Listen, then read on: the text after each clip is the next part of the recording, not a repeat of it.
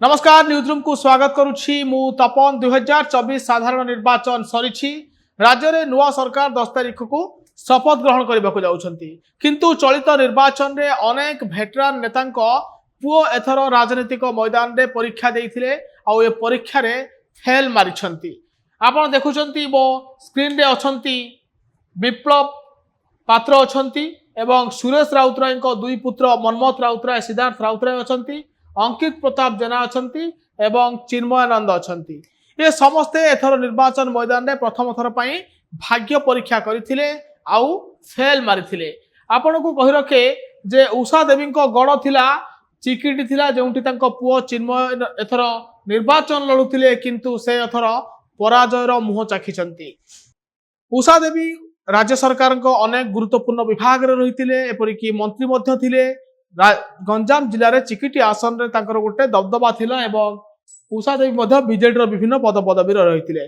प्रताप जेना दीर्घ समय धरी महांगा निर्वाचन मंडली रे प्रताप जेना विजयी हो आसुथिले लगातार विजयी हो आसुथिले एपरिकी आईनी मंत्री मध्य थिले किंतु तांको पुओ एथर निर्वाचन रे फेल मारिछंती। जने स्वाधीन प्रार्थी शारदा प्रधान ठारू हारिछंती अंकित प्रताप जेना एवं प्रताप जेना एथर टिकेट कटिथिला अनेक विवाद रे छंदी होइथिले। प्रताप जेना जोथि तांको टिकेट कटिथिला एवं तांको बदले तांको पुओ को टिकेट दिया जाइथिला से एथर फेल मारिथिले। रोचक कथा होउछि सुर राउतराय कहानी कारण सुर राउतराय जटणी रु विधायक थिले लगातार भाव में जटणी गड़ से बचाई रखिबारे सफल होइथिले। सुरेश राउतराय कांग्रेस रो वरिष्ठ भेटरान नेता किंतु शेष मुहूर्त रे कांग्रेस रु तांको बहिष्कार करा जाइछि एवं पुओ मनमोथ बिजू जनता दल रे योगदान करथिले। भुवनेश्वर सांसद पई पायलट मनमोथ को टिकेट देइथिला बीजेडी अपराजिता सहित प्रतिद्वंदिता करुथिले हेले सेथिरे फेल मारिछंती सुरंक सान पुओ मनमोथ राउतराय। सुर राउतराय मध्य दलरु बहिष्कार होइछंती। सान पुओ कांग्रेस टिकेट रु किंतु जटणी रु लड़ुथिले निमापड़ा रे प्रभाती परिडा थिले दिलीप नायक थिले आउ तांको सामने थिले किंतु निर्वाचन रे तांको बड़ पुओ मध्य फेल मारिले से मध्य निर्वाचन हारी गले एवं सुर राउतराय मध्य दल हराइले एवं तांको सान पुओ भी परास्त हेले। आउ जने भेटरान नेता होउछंती सूर्य पात्र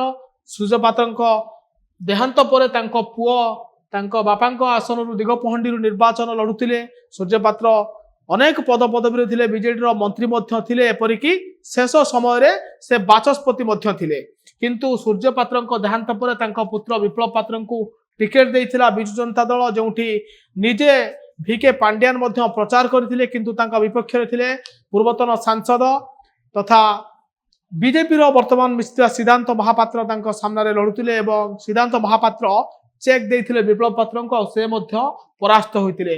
जदि आमे ई उपरोक्त चार नेता कथा कहिबा उषा देवी हुंतु प्रताप जेना हुंतु सुरेश राउतराय हुंतु किंबा सूर्यनारायण पात्र हुंतु ये तमाम नेतांकर गोटे परिचय रही राज्य राजनीति रे एवं एमानकर प्रतिष्ठा रही निर्वाचन मंडली रे दबदबा रही किंतु कौठी ना कौठी तांको पुओ मानकु भोटर माने प्रत्याख्यान करिसंती एवं निर्वाचन मैदान रे पराजय स्वाद चाखिसंती एई भेटरान माने।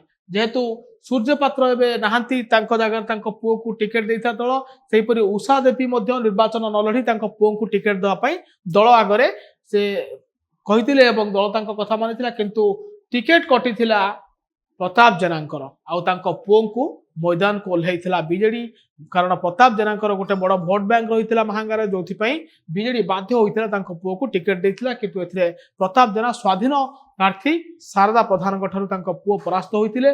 सेपटे सुर राउतराय मध्य निजे निर्वाचन लड़िबेनी बोली घोषणा कले किंतु जटणी गड़ सुरंकर भांगिला सेठी निजे निर्वाचन लड़िलेनी कि पुओ मानकु लड़ेइलेनी आउ गोटे पुओ कांग्रेस लड़ुथिला अन्यटी बीजेडी लड़ुथिला उभय पुओ परास्त होइथिले एवं जहा कहि परिबा जे बापा थिले भेटरान पुओ मारिले फेल। नमस्कार।